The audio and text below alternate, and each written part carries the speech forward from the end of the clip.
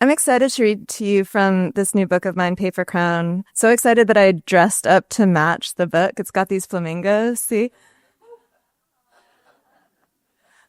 Yeah. But so I'm proud of myself.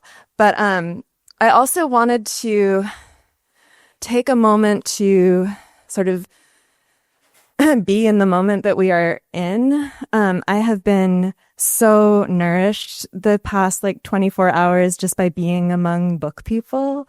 I feel like the way that language is getting used in the world right now doesn't make sense to me. And I feel like poets are the only people who make sense to me right now.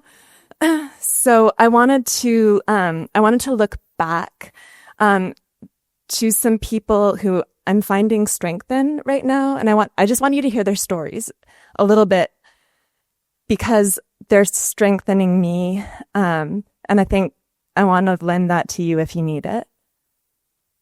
So anybody know Jack Spicer? Yeah. So Jack Spicer was a gay anarchist poet who was part of the Berkeley Renaissance in the 1940s into the 50s.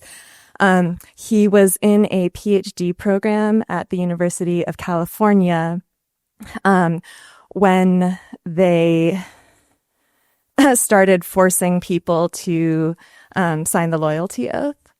So I'm just going to read you a little bit about that. In 1950, the University of California Regents required all staff to sign an anti-communist loyalty oath. Spicer found himself in Minnesota in the fall of 1950, for the triumph of the loyalty oath was so complete that only a handful of states did not require its employees to sign one to hold down a post or continue with graduate school. Spicer was one of 157 university employees fired. I just want to take a minute to say that number, 157, was so similar to the 160 names that UC Berkeley just handed over to the Trump administration. All right. Spicer was one of 157 university employees fired because they refused to sign the oath, and among his peers and friends, it was generally thought that he ruined his career in doing so. David Reed, a sympathetic Berkeley professor, helped Spicer get a teaching assistant position at the University of Minnesota, which had no loyalty oath requirement. Spicer's fellow Berkeley graduate students, for their part, banded together to buy him an overcoat. So let's take care of each other. Let's give each other the overcoats when we need them. I also wanted to go back through Spicer to Federico Garcia Lorca because Spicer loved Lorca, and I feel like his love for Lorca comes, partly out of love for his poetry, but then also feeling a sympathy with his politics. So this is from Lorca's biography at the Poetry Foundation. Despite the threat of a growing fascist movement in his country, Garcia Lorca refused to hide his leftist political views or censor what were considered controversial themes, such as gay desire and political revolution, from his work. Garcia Lorca's homosexuality and political affiliations likely rendered him a target for nationalist forces during the Spanish Civil War. In August 1936, at the onset of the Spanish Civil War, Garcia Lorca was arrested at his home in Granada by Franco's soldiers. He was executed by a firing squad a few days later, and his body was never found. So Jack Spicer wrote this book called After Lorca, where he writes letters to Lorca, knowing that the conversations go on. They go on between us. The dead are still with us. And so this is a poem that he wrote from that book, After Lorca. And he's also riffing on Lorca's poems as well. But this is called He Died at Sunrise. Night of 4 moons and a single tree, with a single shadow and a single bird. I look into my body for the tracks of your lips. A stream kisses into the wind without touch. I carry the no you gave me, clenched in my palm like something made of wax, an almost white lemon. night of 4 moons and a single tree. At the point of a needle is my love, spinning.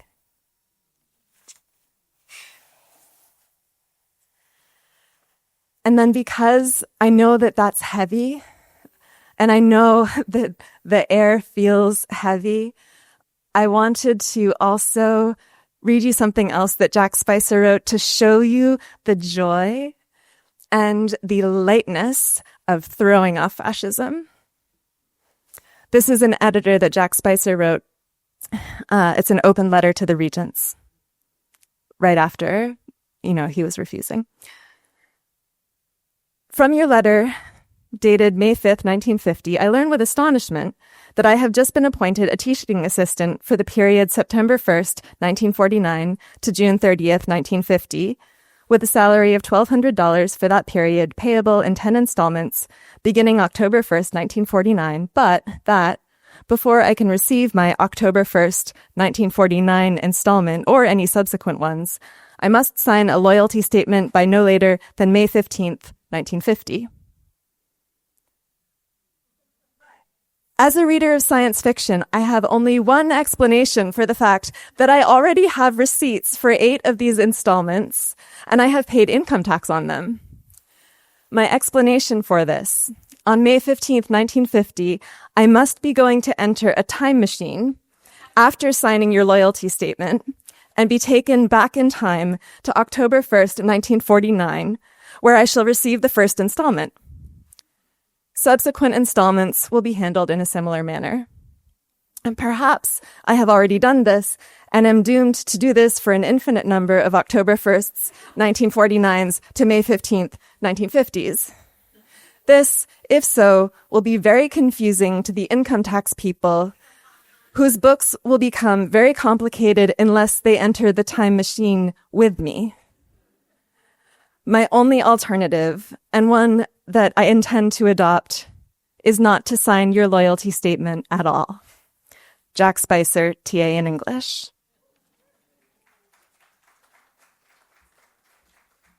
Feels good. Feels good. Okay. So,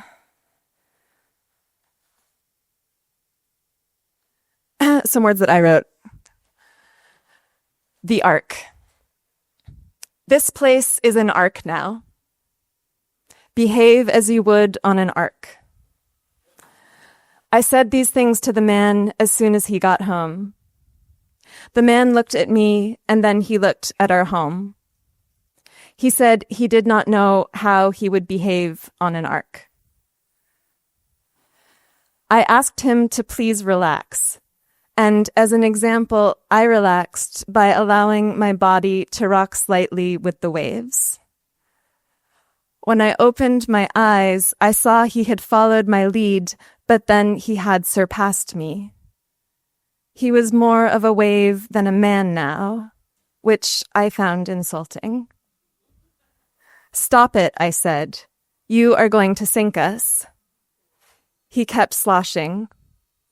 It was vulgar. He said, now you are my fish. Suggested donation. In the morning, I drink coffee until I can see a way to love life again. It's okay. There's no difference between flying and thinking you're flying until you land. Somehow I own like 6 nail clippers, and I honestly can't remember ever buying even one.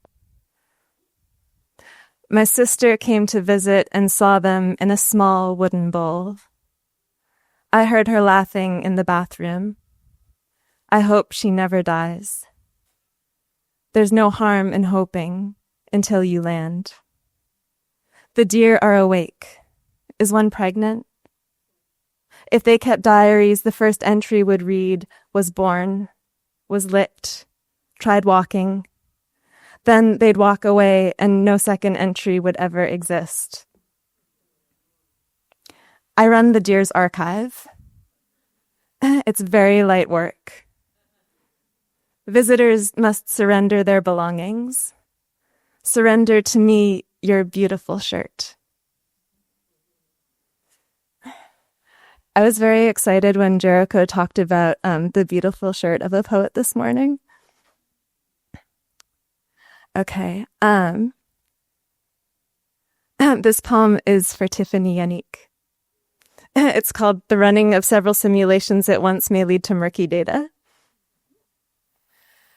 How do you say inopportune in a small forest of cell phone towers disguised as bizarrely regular trees?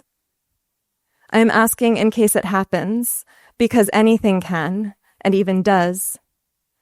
Sometimes I want to shrink and move into a miniature model village, mostly because the particular green of the imaginary grass corresponds with how my body believes joy would feel if joy were to happen here on earth, where my eyes receive light in this certain way, limited but not without pleasure. As a child, I visited one model village so extensively constructed, I fell into a state of a complete wonder. They thought of everything, even the person running late for the train, and the window left slightly open to the storm. And I should like to request the arrival of this sensation in response to the world at its actual scale. Just imagine. Someone has even gone to the trouble of filling the egg cartons individually with smooth brown eggs, and one such detail has broken, but not enough to be noticed before the carton has been paid for and brought home. Sometimes artificially I will induce this feeling in myself by going silent at a large restaurant gathering, pretending until it is real that each person is speaking from a highly naturalistic script, having carefully rehearsed each tiny gesture, the mid-sentence reach for the salt, and I fall immediately in love with my companions, in awe of their remarkable talent for portraying with such detailed conviction the humans I know as my friends.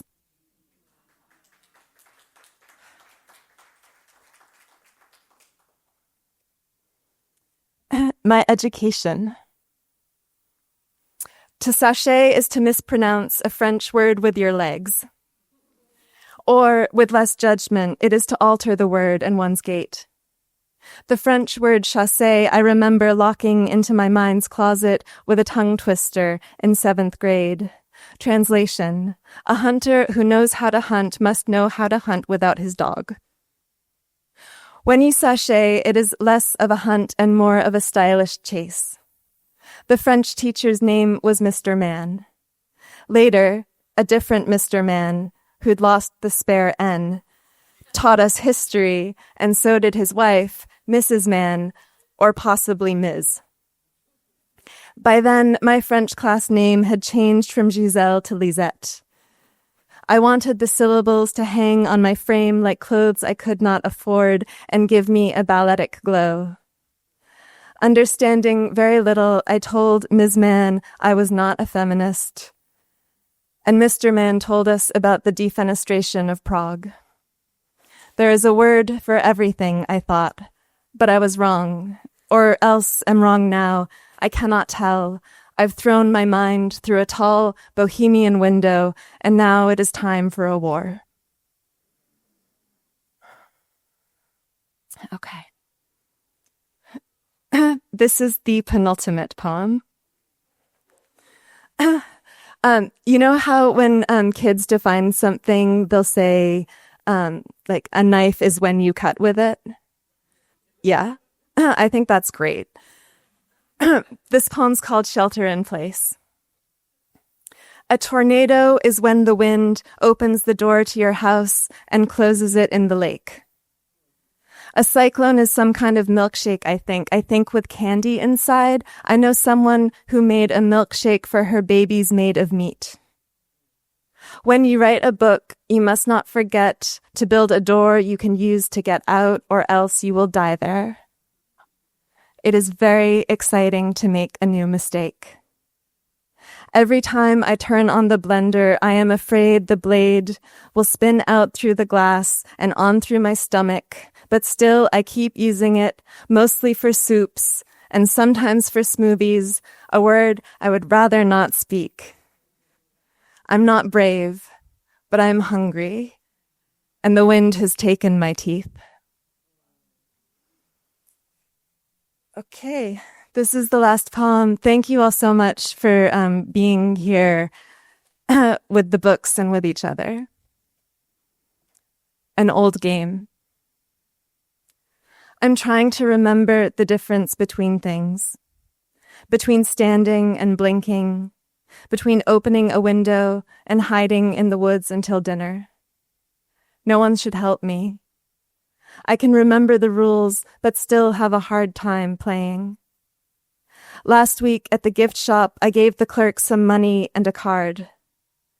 I meant for her to keep them both, but was unclear in my directions. Then I had no money and one card. When I opened it up, it flashed a light at me, like it was taking my picture. Then I was developing.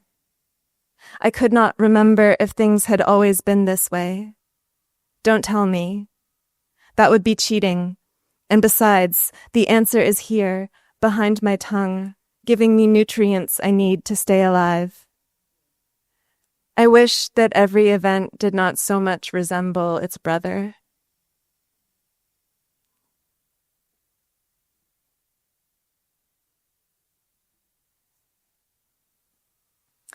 Goodbye, Lorca. I keep saying I'm a niece.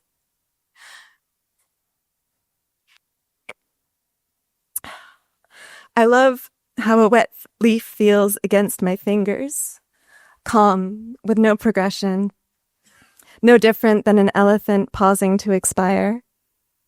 Goodbye, elephant, I keep saying to everything, in case.